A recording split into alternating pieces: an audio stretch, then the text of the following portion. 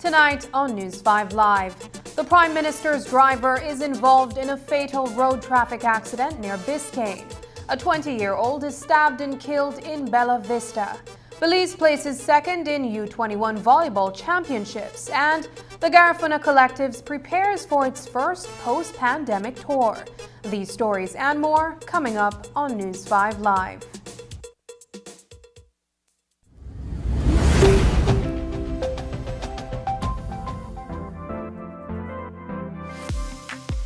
I'm always on the go, and the country is my home. So when I want to get away from it all, I immerse myself with my favorite movies, all from the new Smart Stream app. It's easy to use this service. Purchase your movies from the app and use your mobile data, Smart Stream data packages, or smart broadband to stream and enjoy. Be like me and stream on the go with Smart Stream.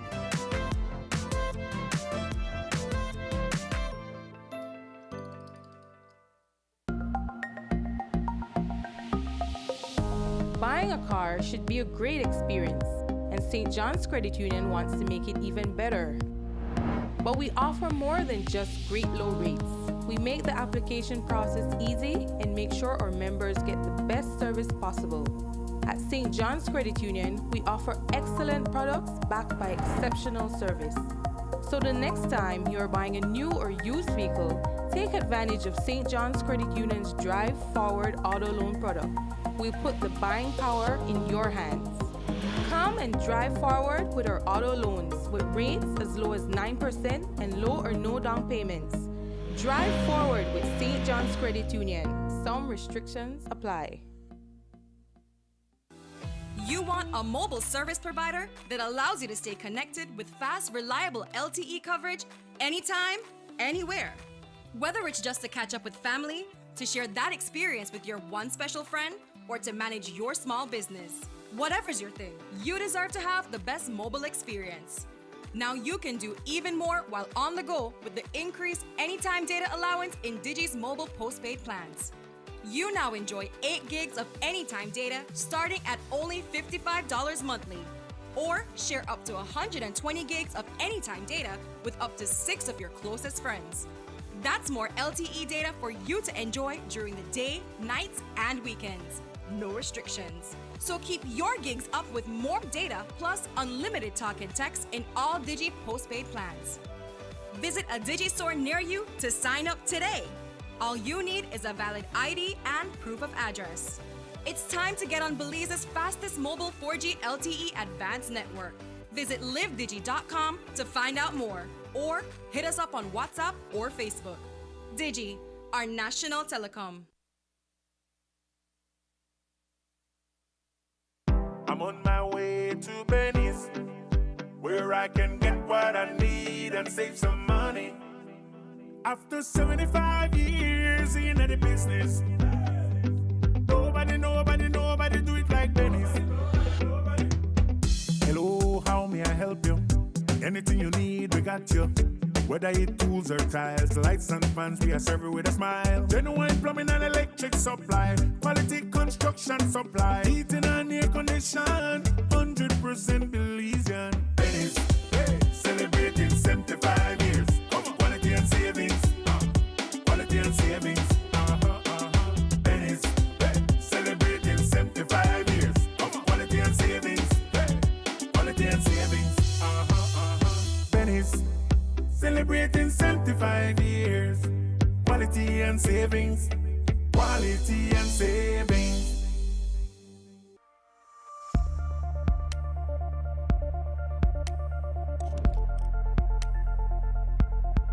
Reusable plastics.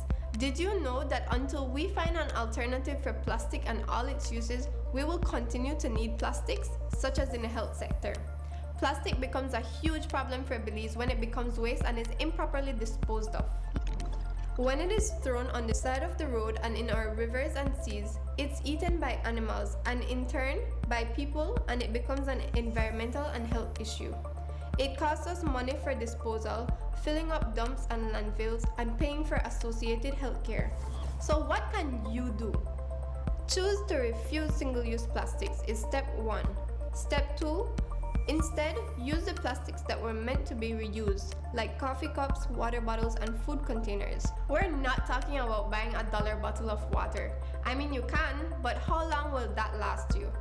Reusable plastics keep plastics out of the environment for a much longer time and are even better than other forms of plastics like biodegradable or even compostable or bio-based plastics. By reusing, you are also saving money since you aren't rebuying the same thing over again. Think about it. How many bottles of water do you buy every week? How much does that cost compared to the cost of a reusable bottle? Imagine what you can do with the extra money. Click on the link below to see what you can do to help end the nightmare of single-use plastics.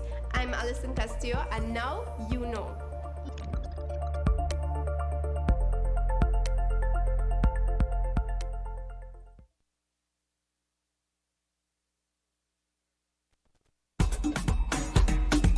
Yo, this is Super G the General, and I want to invite you all to the Belize International Music and Food Festival. That will be held for 2 nights, July 30th and the 31st at Sakachispas Field. It's party insane.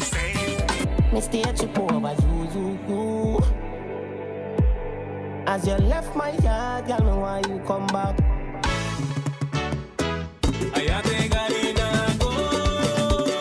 You know it's yours truly, King Room Official. It's your boy Stick the Artist. My name is Clayton Williams. It's your boy Dando. Hi, my name is Deja. TLC, baby. Blessings, everybody. This is Original Coffee inviting you out to the Belize International Music and Food Festival in San Pedro. There will be me, many other artists. There will be enough music, enough food. So come out, enjoy yourself.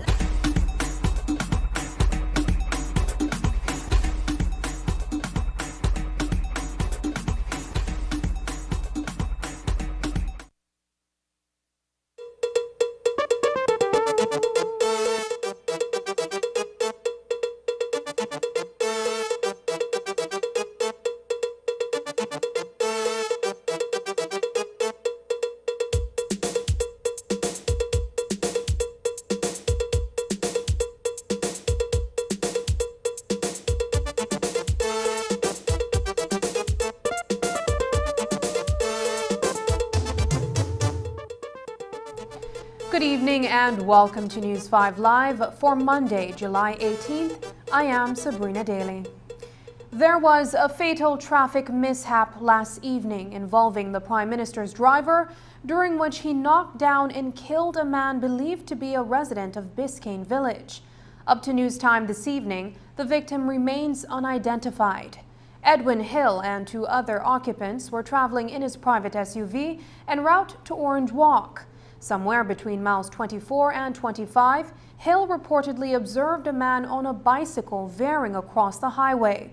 Despite his effort to avoid hitting the cyclist, the unnamed individual was hit by the vehicle and he received massive head injuries. News 5's Isani Cayetano reports. An unidentified man lost his life on Sunday night while riding this bicycle in Biscayne Village. The fatal road traffic accident happened somewhere between miles 24 and 25 along the Philip Goldson Highway, shortly after 7 p.m.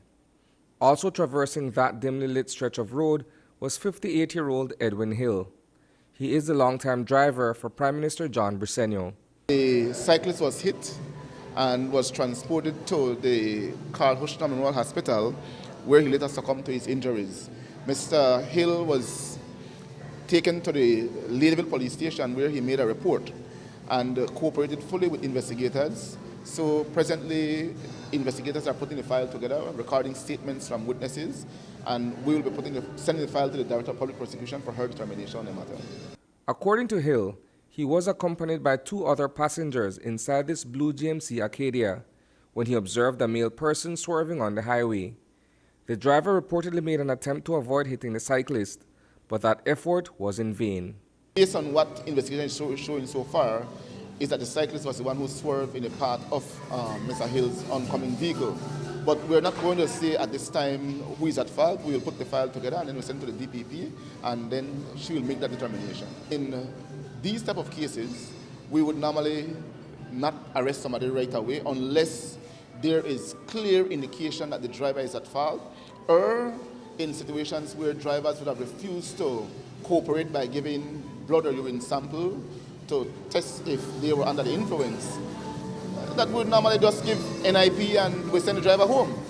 Until the investigation is over, then it goes to the DPP and then the determination is made there. The victim is described as having his hair in dreadlocks and was wearing a pair of three-quarter cargo pants. The sports utility vehicle that fatally knocked him down received damages to the right front bumper, right light, and rear view mirror. In the wake of that mishap, questions are being raised whether preferential treatment will be afforded to Hill.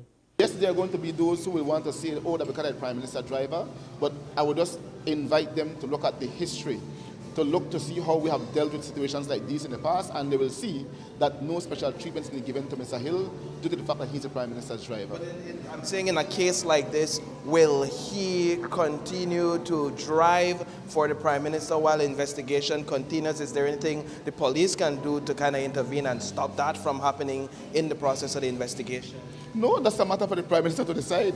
But Mr. Hill is free to drive like any ordinary person. If you were to be involved in an accident right now and you kill somebody, the police have no authority to tell you can't drive. You can continue to drive until the matter goes to court. If the court finds you guilty and the court suspends your license, then you are unable to drive. But in the time being, you can drive.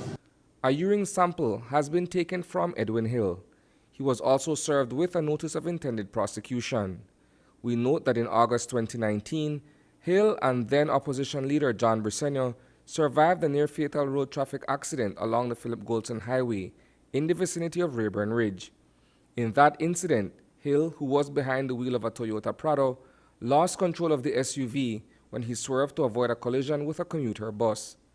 The vehicle flipped several times before coming to rest on the opposite side of the road near mile 37. Hill and Briceño received varying degrees of injury and were transported to the Northern Medical Plaza in Orange Walk Town. Reporting for News 5, I am Isana Cayetano. A 20-year-old resident of Bella Vista village was found dead on a dirt road off the Southern Highway near the entrance to the polyclinic in the village. He had been stabbed multiple times to the neck. What is believed to be the murder weapons was recovered a short distance away from the body of Randy Zoll, and police have the main suspect detained at this time. News 5's Dwayne Moody headed south today and files this report. This is the location where Randy Zoll hemorrhaged to death after being stabbed by at least one person just before midnight on Saturday. The 20-year-old resident of Bella Vista village was attacked and murdered after he left a Chinese restaurant in the village where he had been socializing. The family found out about this killing on Sunday morning. Elena Chakos says that the entire family is heartbroken by the murder of her son. What they have done to me in my family and what they have done my son, it is a great sorrow from the bottom of my heart. Losing my son. And he doesn't own nobody, and he doesn't give no trouble to nobody. They walk down the street. I am living here for 12 years. 12 years living in this farmland.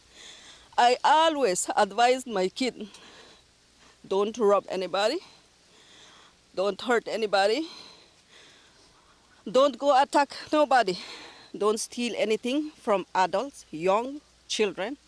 Walk straightly. My advice is every day. As morning breaks, I tell my children when they go to work, each one of them, every morning I pray for them that God will help me to guide them in a good living in this world. But I never know that the devil was there behind to come and attack me of killing my son. The murder weapon, described as a pocket knife with an orange handle, was discovered near the scene, and reports are that the main suspect has been taken into police custody. Several stab wounds were observed to Mr. Zoll's body.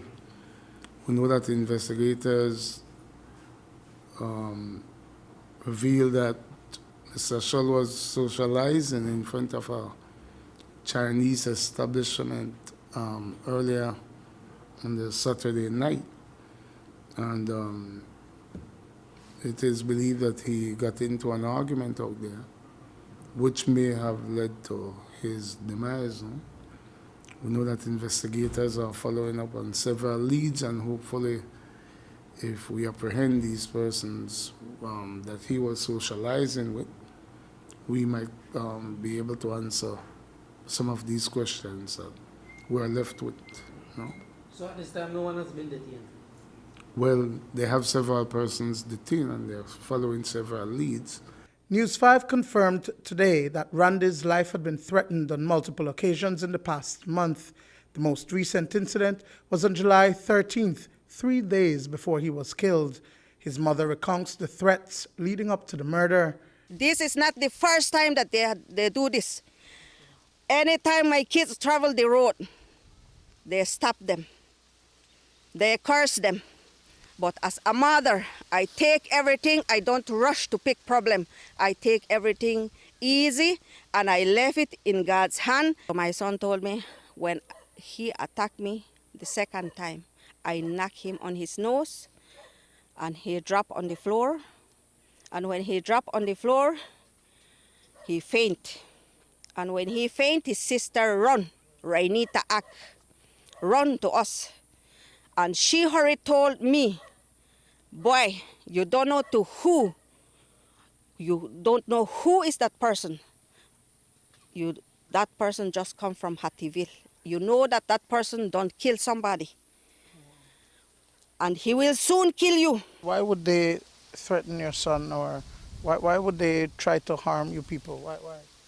Well, that is the problem. That was my question. We don't owe nobody.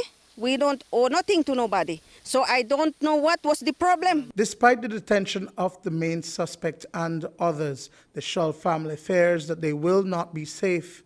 Chaka wants justice for the death of her son and makes a plea to the police. I don't want this to continue in this village. I don't want this to continue. Do you know why? These people, they will come out day and tomorrow or next month. They will continue and come, even though if maybe it's not my kid again, but it could be somebody else to do the same thing. So what I ask is this: if there is a way that these people must stay forever in that place, it should have been better for the community and for me and for the rest of the people to make them stay in peace. It's having the most criminal people in this area that police can't control. They can't control. Why? Why? Because police, when you give a report, police are right there drunk in those bars. They are drunk. Even though if they get some calls, they reach to the people drunk. What police could do like that? What a better country we could have like that? What a good community we will have in Bella Vista like that? And when things happen like this, they can't bring back people's life. They can't give me what I have lost. They could bring anything, they could fill up some papers that will never fulfill my heart, my sorrow, and my pain. Dwayne Moody for News 5. 22-year-old Rashid Maskal and his girlfriend are the victims of an armed assault at their home in the Bainesville community of Hattieville. The couple was in bed when a volley of gunshots disturbed their slumber. Shortly after the shooting, Latifa Ferguson and her boyfriend realized that they were both injured. According to Assistant Superintendent of Police Fitzroy Yearwood, a motive for the attack is yet to be determined. Sometime around 5:15 a.m., police were called to a residence at mile 17 and a half in the Bainesville area of Hattieville, where they were informed that one Rashid Maskal, a 22-year-old male, and Latifa Ferguson received gunshot injuries. We know that they were at their home sometime around 5:10 a.m. when they heard a barrage of bullets and realized that they were injured. Mr. Maskal was transported to the KHMH via private vehicle. Ms. Ferguson, who got a shot to her right leg, also was transported to KHMH, where they are being treated for their injuries. Sir, any motive for this shooting? None as yet, but we know that the investigators are following up on some leads that they being through interview got from the victims. So hopefully we could get to the bottom of this rather sooner than later. An attempt on the life of Kenrick Gordon over the weekend in the neighborhood of Lakeview Street was thwarted by a police officer who was working a special assignment at an Asian place of business. When the firearm that a pair of gunmen attempted to shoot Gordon with snapped, the would-be assassins took off on foot. The following morning, another salvo of rounds were fired not far from where they tried to kill Gordon. ASP Fitzroy Yearwood explains how police were able to prevent the attempt on his life. A police officer was working on special duty at a Chinese establishment when Gray Ford Escape arrived on the scene, and two men armed with firearm alighted the vehicle when one tried to fire upon Kenrick Gordon. The firearm apparently snapped. The officer's quick thinking, he managed to detain the driver of that vehicle. The men that were armed with the firearms made good their escape. One ran to the direction towards Rogers Stadium, and the other ran somewhere in the Lakeview Street area. Now, police officers were following up on that incident, where on yesterday morning, they heard what appeared to be gunshots being fired somewhere in the Lakeview and Vernon Street area. They responded. Again, these men eluded the officers, but a thorough search of the area ended up in the officers finding a 9mm pistol with a magazine with ammunition in it. This was labeled as found property, but we know who we're looking for this incident, and we have since that time, since yesterday, done several operations where we have seen several persons from the Mayflower area being detained. The Belize Police Department has launched a pair of investigations into an incident that occurred in San Pedro over the weekend, which resulted in a man being injured when police officers opened fire after a pair of men on a motorcycle ran through a checkpoint. According to Communications Officer ASP Fitzroy Yearwood, the Professional Standards Branch is looking into the matter. I know that the Commissioner has ordered internal and criminal investigation. We know that officers claim that they were on patrol when they heard gunshots coming from an area not too far from where they were. Then they saw a red motorbike with two occupants coming towards them. They made an attempt to stop the riders of this motorbike, and these men just ran through the checkpoint. The officers opened fire in these persons' direction, and they're saying that 20 minutes later, they received a phone call that these men abandoned the red motorbike that they were driving, and when they proceeded to the San Pedro Polyclinic, one of these men was seen with apparent gunshot wound. We know that, like I said, Internal Affairs from Professional Standards Branch are investigating this matter. Likewise, we have CIB investigating this matter. I know that these officers have been identified so far, and we will see what will be the directives from the Commissioner at the end of the investigations. Two Belize City men have been remanded to the Belize Central Prison for a most heinous crime. Ronald Michael and Herman Grant were charged separately for the rape of a child when they appeared before Chief Magistrate Sharon Fraser. Reports are that the 14-year-old minor was raped by both men on July 7th and then again 2 days later by Michael on July 9th. It is reported that Michael also threatened the minor's life and that of her family if she had reported the sexual encounter. So on arraignment today, Grant was charged with 1 single count of rape, while Michael was charged with 2 counts of rape of a child and 1 count of threatening words upon the victim. No plea was taken, and due to the nature of the offense, the men were remanded until September 19, 2022. Because the charge is indictable, the matter will be dealt with at the Supreme Court.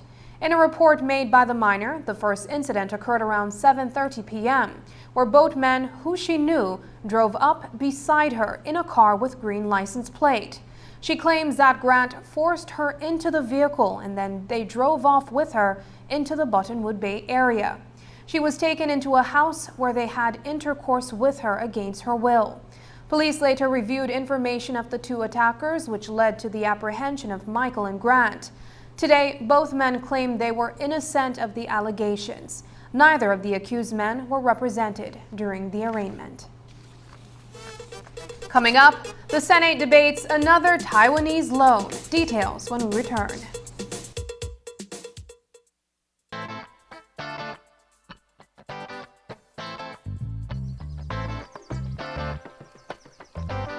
Take a stand. Recycle what you can. Step 1. Rinse recyclable containers to remove all residue.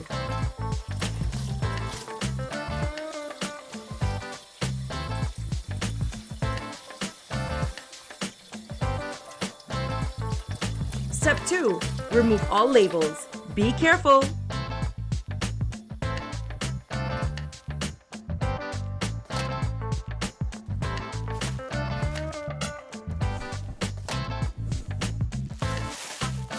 Step 3. Place all recyclable containers into the bag provided by the project team. Plastic containers, tin cans, and glass containers are acceptable. Step 4. Take the bag with recyclables out for collection. Step 5. Place bags with recyclables in an easily accessible area for collection.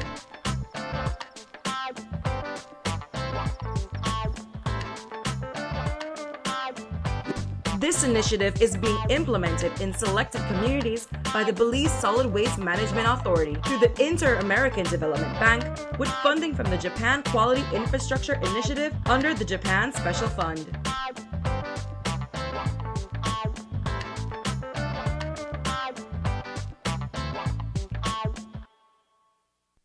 As a parent, raising a family has its challenges. How many times have I told you not to play ball in the house? But growing up in a family has its challenges too. I can't take this no more. Let me share a little bit about what mine was like with you. Uncle, where do you get your information from? Right up on Facebook, you show me. Guess what? Lisa got her period. But don't get me wrong, we had fun too. I can't wait to share more about Fui Family. Belize Tropical Hemp Company Limited introduces its new CBD products. CBD milk chocolate and CBD dark chocolate. Vegan, gluten-free with no GMO. CBD oil, 100% natural, provides many health benefits such as relieving pain and anxiety and improved heart health. Hemp cigarettes come in a pack of 10 natural hemp smokables. CBD seaweed, natural and refreshing, rich in vitamins and minerals. All products are produced and packaged by Belize Tropical Hemp Company Limited.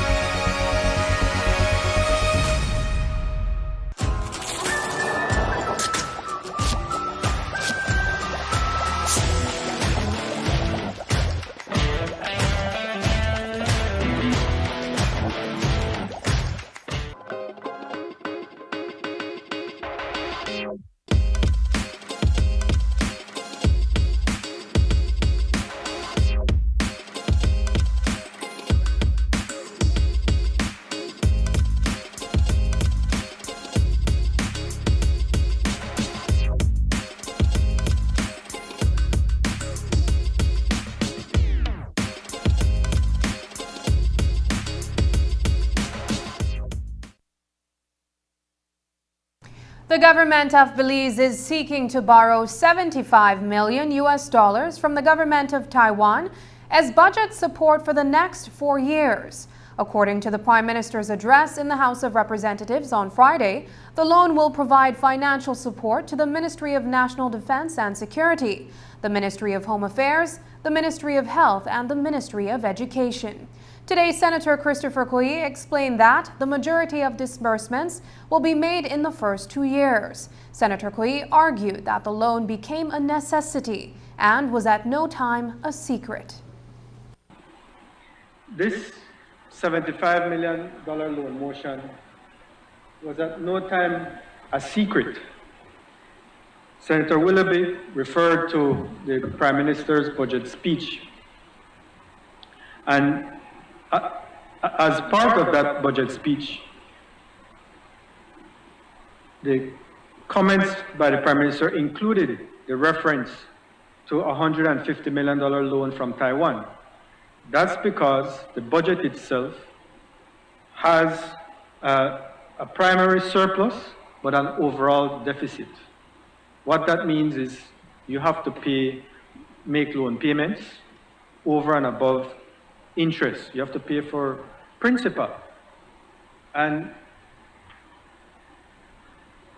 while we look forward, we are affected by what has been done in the past. And as far as the past is concerned, in a matter of 12 years, the debt of this government went from $2 billion to $4 billion. That's debt, that's loans. So it's surprising that, but good, that there is this conversation about loans and debt.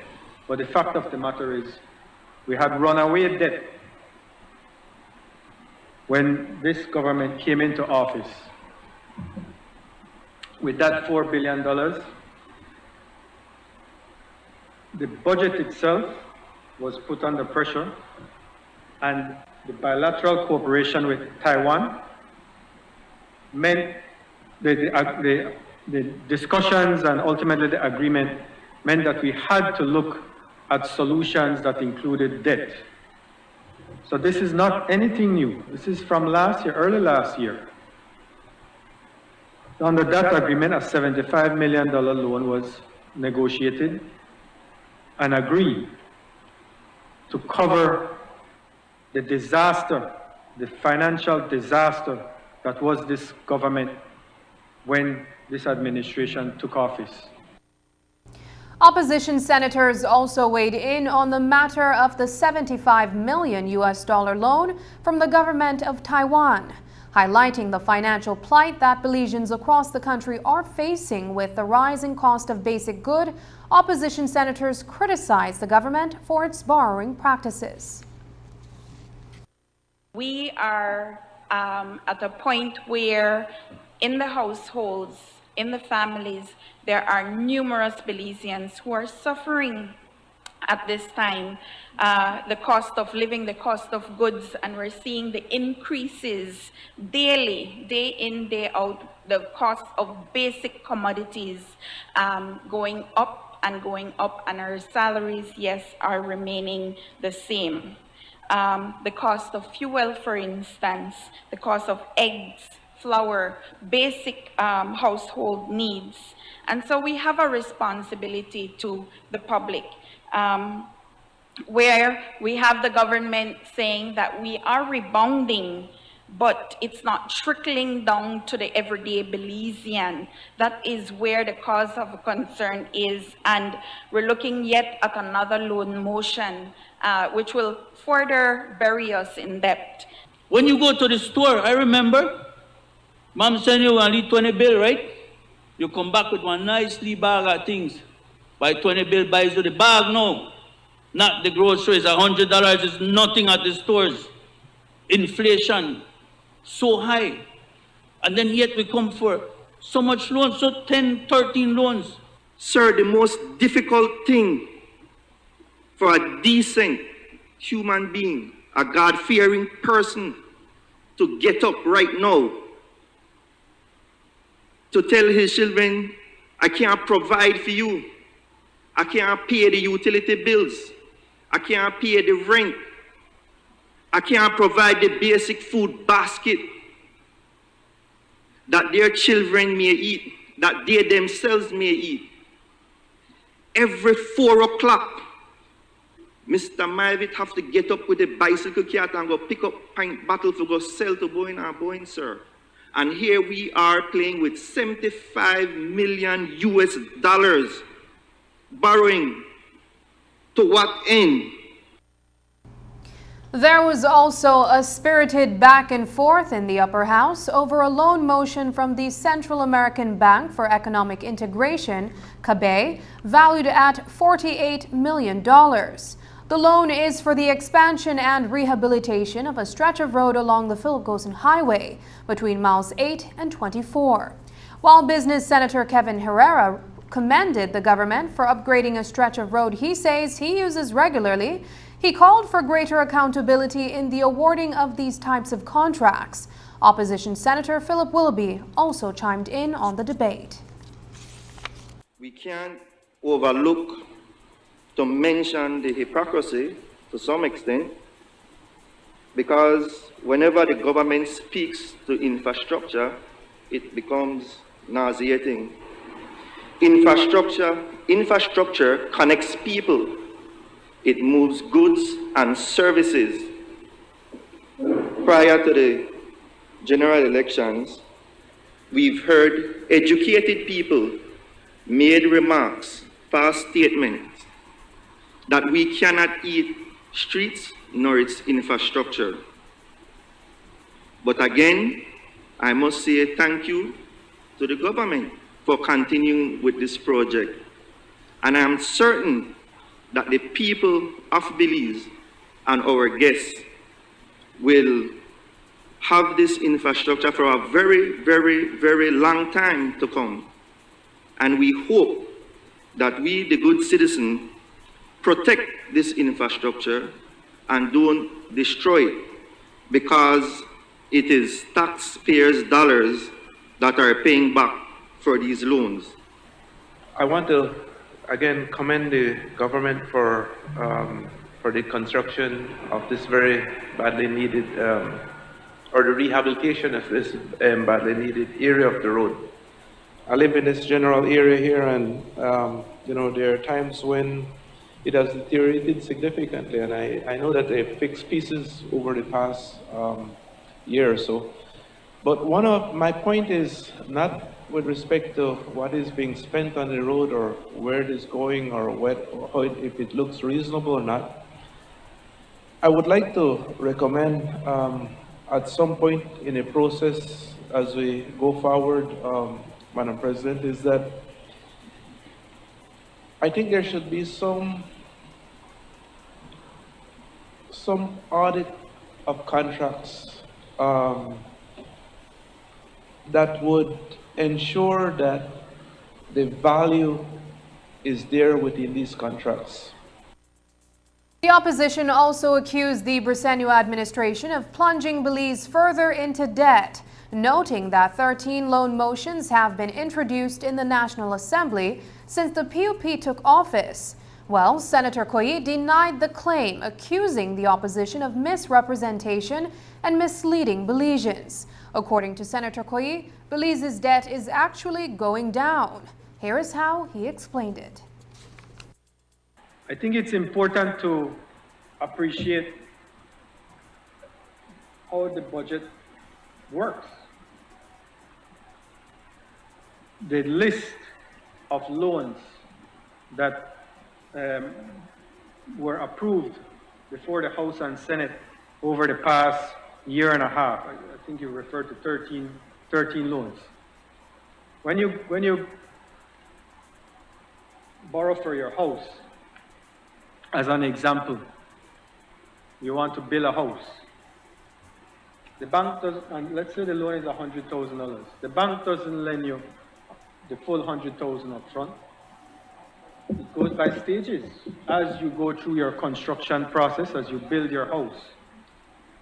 So I have listened in the House and now before the Senate as to these big numbers of loans and loan motion, and we're borrowing to the hilt.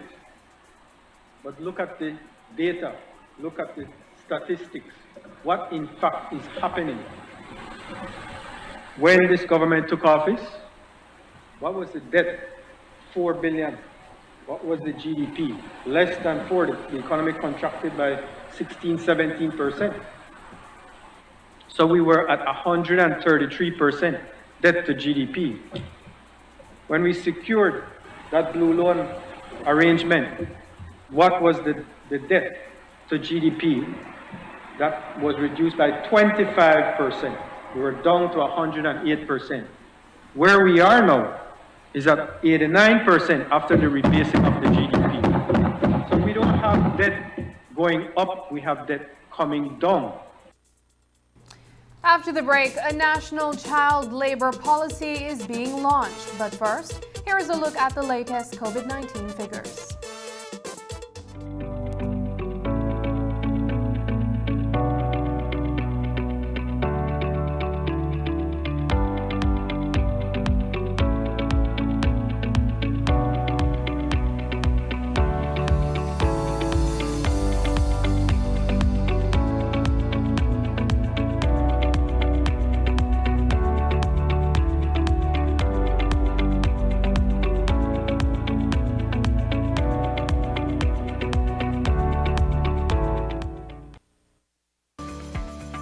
¿Sabías que Hospital Galenia modificó los protocolos de seguridad y prevención de salud ante la pandemia de COVID-19 para evitar contagios?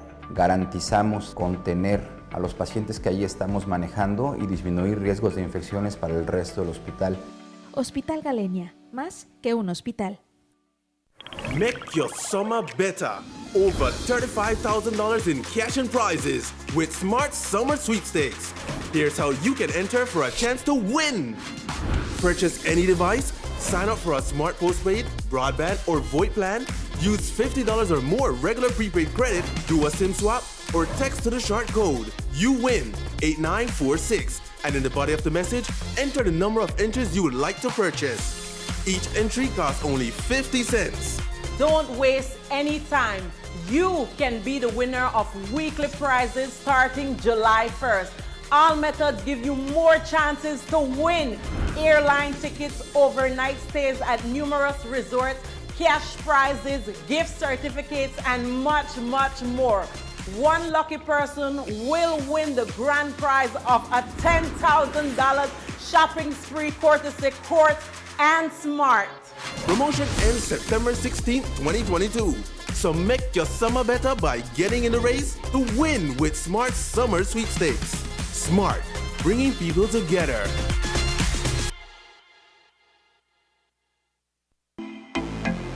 Make we one house at a time, make we count for the 2022 census. One house at a time, make we count, work towards the future, everybody count.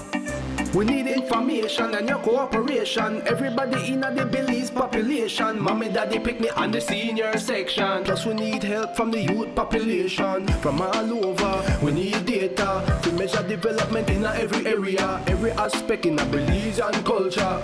88, 67, every border. Make we count for the 2022 census. One house at a time, make we count, work towards the future. Everybody count.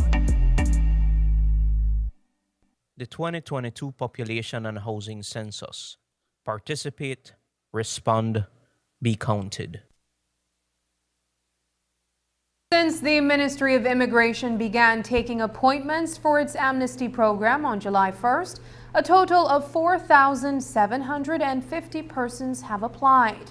1,586 persons have applied from the Cayo district. 635 applicants are from the Belize district, and 612 applicants are from the Toledo district. A total of 300 applications were submitted from the Stan Creek district, and 182 from the Orange Walk district, and 44 from the Corozal district. Additionally, applications have been received from 1,627 minors. Senator for Government Business Eamon Courtney sought to quell concerns about gang members taking advantage of the process. there are tens of thousands of persons in Belize who have either come here irregularly or came here regularly and have become irregular. These persons are in Belize and for all intents and purposes have made Belize their home. However, they remain irregular. Like in any country, they are fearful of coming to the immigration department to seek to regularize their status. They are fearful that if they do so, they will be arrested, deported, arrested and charged, or suffer some consequence, fined perhaps. A lot of people, because of the COVID lockdown, also lost jobs and also were unable to maintain their status. So what we have are what we estimate to be between 40 to 60,000 people, maybe higher, who are in Belize and who are in irregular status. The intention is to give an opportunity for these persons to come in and to satisfy one of 8 criteria. If they do, they will be considered for permanent residence. I want to stress 2 things. 1, this is not solely for people from Latin America or Central America. It applies to all nationalities, ethnicities, and races. Second, there is a very rigorous security check that is done for every applicant for permanent residence, and that will also be done and applied to these applicants. Therefore, persons who have expressed concern about security issues for gang members being allowed to pass through this process, that is unlikely because of the system in place. As we told you on Friday, the House of Representatives passed an act to reinstate the 10% salary that was withheld from public officers back in 2021. But when will GOB reinstate public officers' increments? UDP Senator Jacqueline Burns raised this question during today's meeting, to which Senator Courtney responded. On behalf of our public servants and our teachers, myself being a teacher, I fully support the reinstatement of the 10%. I can tell you from personal experience, from the experience of colleagues, from listening to public servants, that it's been tough. We know the reality that we have been going through. We know where fuel cost is, and the purchasing power of even our public servants, our teachers, our professionals in the workspaces, it has been severely tight. I know that teachers do a lot to enhance their classroom. We had to get creative during the COVID experience. However, I'd like to state that that 10% that we lost a year ago is not equivalent to the same 10% that we will be receiving hereafter. The cost of living has significantly gone up. I also would like to ask the government to consider the reinstatement of the increments that have been missing for 3 years. I think it is clear to all of us that the concerns that she has raised are genuine concerns. I can tell you, without going into details for obvious reasons, that this is a matter that is under constant weekly review in the Cabinet. With respect to the increments, government finances are not yet where we want them to be. It is our hope that we will be able to restore the increments and to keep the union engaged on that. You will recall that there was a committee set up. The committee is still serving to review the performance of the figures on these matters. Approximately 5,000 children are engaged in some form of work that presents a real danger to their physical, mental, and moral well-being, according to studies done in 2013. The government of Belize is now moving towards strategically addressing the scourge of child labor across the country. Today's launch of the National Child Labor Policy and Strategy 2022 to 2025 paves the way for such an approach. The policy document seeks to bridge key legislative gaps over the next 3 years and increase penalties while providing children with the necessary educational and financial support required. News 5's Paul Lopez was at the launch ceremony in Belize City. He filed the following report. We must protect them. The Ministry of Labor, in collaboration with the International Labour Organization, today launched its National Labour Policy and Strategy 2022-2025. Within the pages of the document are key data on the child labour situation in Belize based on surveys conducted over the last 2 decades. Minister of Labour Oscar Kenya was the keynote speaker at today's launch. The policy speaks to what is considered safe work for children, because let's be real, our children need to be taught to value work. They need to value, the ethics of work, because it's important. The only way we are going to build a nation is to build strong, healthy children who also have a good work ethic. But for children, the policy distinguishes what is considered light work, what is safe work that children can do. In Belize, children above the age of 14 can be legally employed, but they must only engage in light work. This is defined as work that is not likely to be hazardous to their health or development, and work that does not prevent their attendance at school. The International Labour Organization defines hazardous child labor as work which is likely to harm the health, safety, or morals of children. In 2013, ILO found that approximately 5,000 children between the ages of 5 to 17 years old in Belize were engaged in some form of labor. Of that number, close to 4,000 were engaged in hazardous labor. UNICEF Belize has played a key role in the development of this policy. The consequences of child labor on children are devastating, with lifetime effects. It compromises children's education and limits their future opportunities, deepening cycles of poverty. Child labor violates the rights of every child to be a child and to grow up free from exploitation, abuse, and violence. Concerning ethnic groups, in 2015, ILO estimated that the Mennonite community has the highest child labor rate, followed by children who are of Mayan descent and Hispanic descent.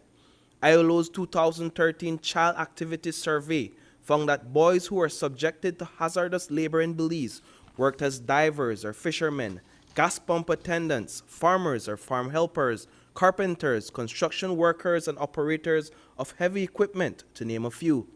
Girls who were subjected to dangerous work were occupied as kitchen helpers, poultry slaughterers, and farm laborers, the study found.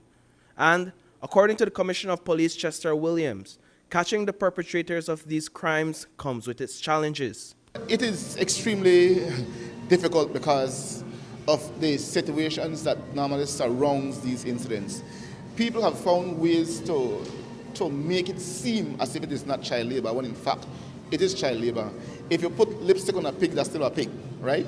And that's why I'm so grateful for the policy, because the policy will now guide investigators, guide the different agencies, so that we know what to look for and how to address whatever situation that may confront us. So, what are the issues potentially impacting incidents of child labor in Belize?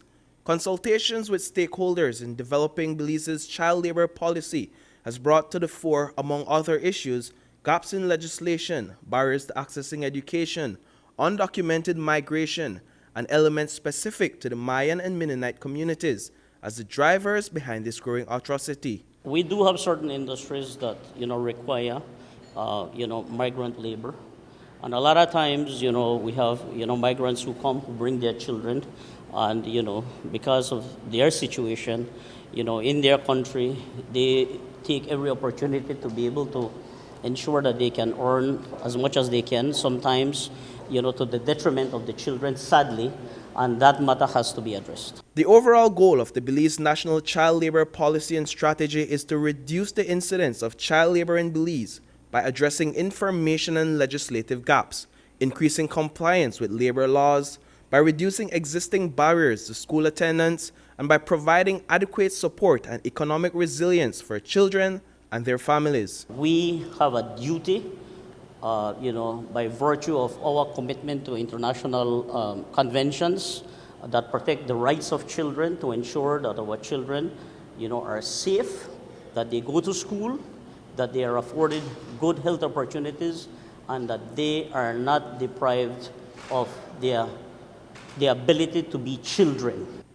Reporting for News 5, I am Paul Lopez. 29 Belizean farmers and agriculture students returned home today after spending the last 84 days in Colombia in technical agriculture studies. All 29 graduated from the program. Noemi Romero is an agriculture student who hails from San Pedro, Colombia village, Toledo. She is enlisted in agriculture studies at the Central Farm campus and told News 5 upon her return that they engaged in horticulture, pig production, cattle rearing and biofertilizers, and that she now has the know-how to properly manage her own farm and to assist others in the field. Coming back to the country, I am willing to share with other farmers within the agriculture system. I'm also looking forward to offer my knowledge to probably extension services or something within the ministry in the hope that we can make a difference within our agriculture sector. I had little experience in some form of biofertilizers, but now I have gained a lot more experience in biofertilizers and how we can make it very simple for our farmers to apply within their farms and within their home gardens that they are doing. Romero shared that prior to now, she was experimenting with trial and error to apply biofertilizers. But now she has the technical know-how on what to do and how much of what to use on her farm, as well as in her agriculture course. I was practicing some composting and biofertilizers, but I've gained more knowledge now. And coming back to our country with this knowledge and willing and ready to share. Most of us are farmers, a few of us are students like myself. I'm a student at the agriculture at the Central Farm Sim University campus, but also I'm a farmer. So majority of us went as farmers. I'm doing my associate in applied agriculture. When we return, a Belizean entrepreneur is named 2022's Youth Leadership Ambassador. But first, here's the weather forecast with data from the Belize Met Service.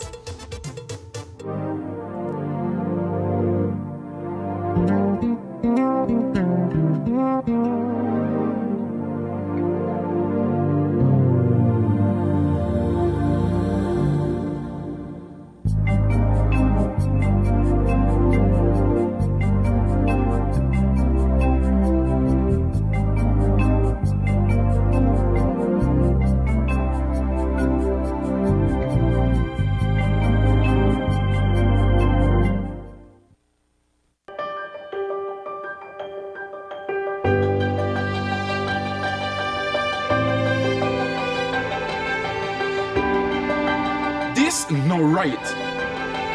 Garbage in the streets, creating dump sites, throwing a trash on the highway. We no fit do that. Only we could stop this. Each of we play an important part in protecting our beautiful country.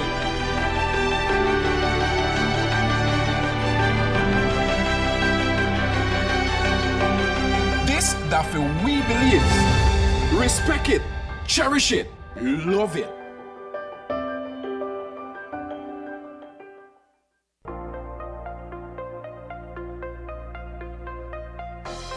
Welcome to Design Depot, all in one place. Shop brands you know and trust, like Kohler.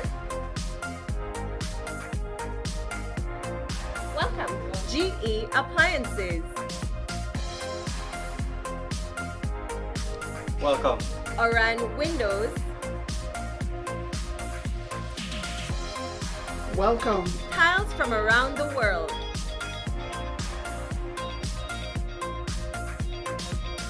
Welcome. Sherwin-Williams Paint and Coating. Visit us today at Mile 3 on the Philip Golson Highway or call us at 223-3768. Design Depot, all in one place. The Social Security Board, in collaboration with the Labor Department, takes this opportunity to remind insured persons of the requirements for compensation when on sick leave. Any employee who has worked with an employer for at least 2 months is entitled to 16 working days of sick leave with full pay every year. This is how it works.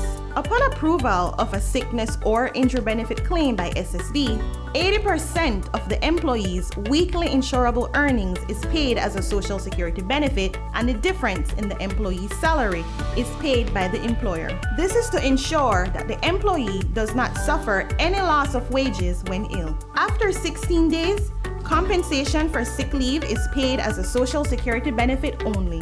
Some conditions apply. This message is brought to you by the Social Security Board and the Labor Department. Social Security Board, safeguarding you, your family, your future.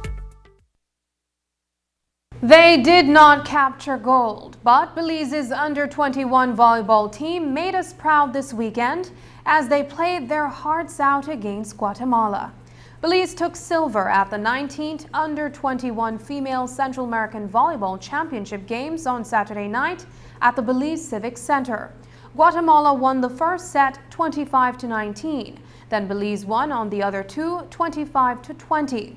Belize and Guatemala were tied 2 sets apiece at the end of the 4th set, but Guatemala snagged the 5th set to win gold.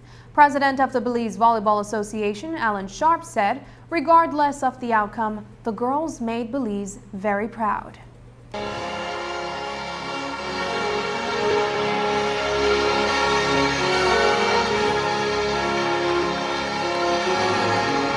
We were hoping for gold, but we knew that in particular Honduras and Guatemala would be tough contenders because they have recently been competing in continental tournaments at the same age group.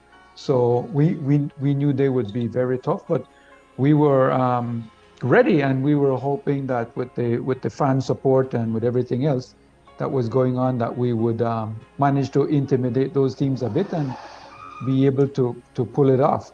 And I think we got very close. The girls gave a tremendous fight. It went to 5 sets. For a championship match, you can't ask for better than going to 5 sets. In a 5th set, it's like finishing, a championship with the last second shot. It's you never know what can play in a 5th set. Yes, the winner will always say they were the better team, but when you get to the 5th set, there's so many things at play. We are very, very proud of the girls. We're very proud of how hard they fought. We're very proud of how hard they tried to win in front of the home crowd. 4 young Belizean business people were selected from a pool of over 2,000 to take part in an exchange program that the U.S. Department of State introduced in 2015. The objective of the Young Leaders of the Americas initiative, YLI, is to empower entrepreneurs with the necessary training, resources, and networking opportunities. Through the program, YLI provides travel opportunities for between 4 and 5 weeks each year.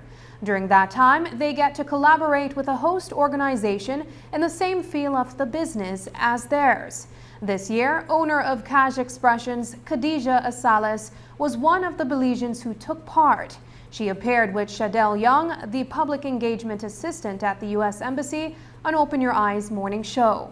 Young informed that during their fellowship, they had the opportunity to make a presentation about their business to potential investors and to propose strategies to expand their business. Khadija Asales won that competition and has been named the 2022 YLI Ambassador. Young explained that each year Belize is guaranteed 4 spots for the program. We usually have a wide range of applicants from across Belize in different, working in different fields, all entrepreneurs. And so we go through a selection process, and the embassy interviews the semifinalists, and then we make recommendations for those persons to participate in the program to the YLI organizers. So we've actually already selected the next cohort of fellows, and so they will be participating, I believe, early next year. And so we will be doing recruitment for the upcoming cohort within the next few months. And unfortunately, because of the COVID pandemic, the program had to shift to virtual, and then we have had to have less cohort than in previous years. So there was less promotion, there was less advertisement because there was less activity taking place. Fortunately, we're back in person, and so Khadija had an in-person placement. As we told you, Khadija Asalis made Belize proud by winning the title of Ambassador of the U.S. Young Leaders of the Americas for 2022. She explained on Open Your Eyes today that she went with a plan and came back with a wealth of knowledge. I did my program in Burlington, Vermont. That city in itself had like the most artistic vibe. Everybody was so nice and open, so I definitely felt very welcome there. I got matched with an organization called Generator. I felt like it was the perfect match. So that was a maker space. I'd never experienced anything like that. It was a space where there was a jewelry studio, there was a wood workshop, there was like a laser printing workshop. So through Generator, I was able to increase my jewelry making skills. I learned to solder, and then I also learned some very important policies and procedures that we needed in our business to strengthen. Working at Generator, that was like 9 to 5 basically. So I was working there, I was learning policies and procedures, I was learning jewelry making, I was meeting all the other artists that were there, so that was an eye-opening experience.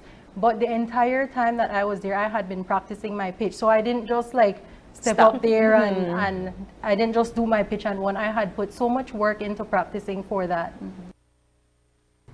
Just ahead, a Benque resident buys the lucky scratch and win ticket in San Ignacio. Taking its name from the venerable father of the nation, the George Price Highway stretches 77 miles from Belize City to Benque Viejo. Originally built in the 1930s, this cross-country highway system is the artery that links Belize to Central America at the western border with Guatemala. That connection facilitates overland trade, supporting Belize's economic development. Winding its way across the scenic countryside, the George Price Highway from Roaring Creek to Esperanza has been fully reconstructed to meet international standards, with particular emphasis on road safety. A shorter and hassle-free commute is best enjoyed when everyone obeys the traffic laws. To reduce the number and frequency of road traffic accidents, it means that a seatbelt must be worn at all times and the speed limit observed when traveling along the highway. It also means that pedestrians must use sidewalks and crosswalks where available. Buses should only board and discharge passengers at a designated bus stop. Road safety is everyone's responsibility. It begins with you. When all hope is lost and the days ahead look grim, we find ourselves looking for someone to shake things up, rescue us, and point us in the right direction. What if the one we've been waiting for has been here all along? Join us for our new series, Troublemaker, as we learn about a man who wasn't afraid to stand up for what's right to make this world a better place.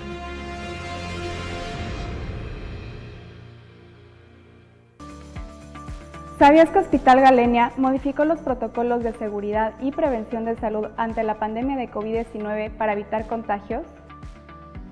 Creamos un concepto que denominamos quirófano santuario no COVID. Hospital Galenia, más que un hospital.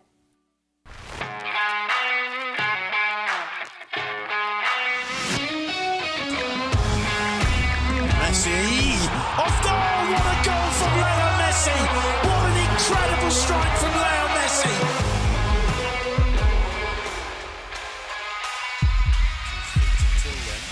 Neymar and Messi is standing over this. Messi! Off goal! What a goal from Leo Great entertainment stays with you, and we bring you great entertainment. Next Gen, the ultimate digital experience.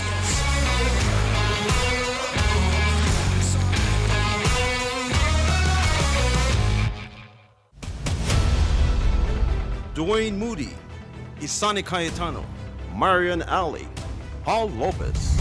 Your News 5 police teams do whatever it takes, go wherever they need to go, so you can catch the story wherever you are, whenever you want, on whatever device. Channel 5 believes on television, Facebook, Instagram, and YouTube, because news is now everywhere, all the time, and so are we.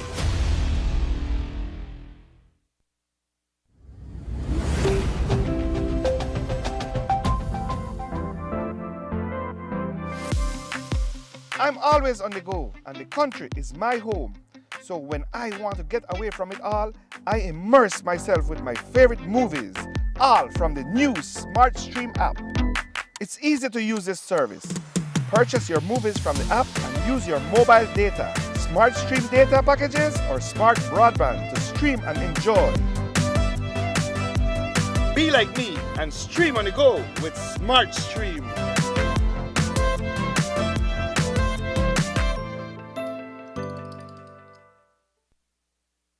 Over the past several months, we've heard people in various parts of the country turning up with winning scratch-and-win tickets. The latest such winner, who for safety reasons only goes by the name Cesar, hails from the West. He told News 5 today that he lives in Benque, but decided to buy a $5 ticket in San Ignacio on Saturday, and that he had to ask someone to check the ticket to confirm that he had indeed won. He told us he has a couple ventures to invest in. Also walk to San Ignacio, so I make a buy the ticket $5 one. Buy that, look good one. I not believe because that's so much amount of money, no? So you ask somebody to check it? Yes, so somebody go check me if you real. Then person tell me yes, they're real. I got my 3 kids. So I buy my piece of land and build my Lee house. Now, how long have you been purchasing? This got about 2 years. Buy the ticket. Have you ever been lucky? Yeah. Before now? No, this is first one. Cesar won by matching the number 7 on his ticket. It is a game so easy to play and win. Scratch and Win promoter Alex Gamero told us that winners are popping up all over the country. He said that the return rate to customers is around 80%. The more prizes we put out, the happier the customers are, and that's how you build a business. So we've had winners from almost every district. Was that strategic that you made sure you put a winning ticket in the bundle that goes to every district? Winning tickets are randomly distributed, so nobody knows where they are. I don't know where they are. Nobody in the company knows where they are. So where they come up is anybody's guess. It's the player's guess, it's our guess, nobody knows. So the fact that they're coming up in different districts is just because there's a lot of winners. The return rate is called a payout, which is what percentage of the money that people spend on tickets gets returned to them or paid back to them in prizes. And we have tickets with payouts as high as 80%. And that's the news. Tonight's broadcast is available in both text and streaming video at channel5belize.com. You can also connect with us on our Facebook page at facebook.com/News5Live. I'm Sabrina Daly. Thanks for joining us, and from all of us here at News 5, please remember to wash your hands, keep your social distance, and stay safe. Good night.